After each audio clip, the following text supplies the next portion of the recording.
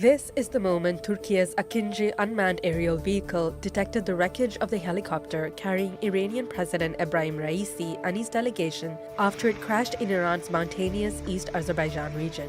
Raisi's chopper went down while returning from the Iran-Azerbaijan border. Darkness fell soon after. Thick fog and bad weather hindered rescue operations, and time was running out. A little after midnight, the Turkish Ministry of National Defense deployed the Akinci UAV and a Cougar-type helicopter with night vision capabilities to help search for the downed copter. Soon after, 200,000 people were riveted to Flight Radar 24, tracking the drone's movements as it circled Iranian skies.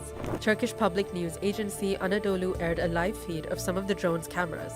That drew more attention, as netizens closely monitored Iran's mountains, searching for a sign of a heat spot. 2 hours into the feed, Akinci had found it, and by the end of the night, the feed had been viewed more than 5 million times. Akinci flew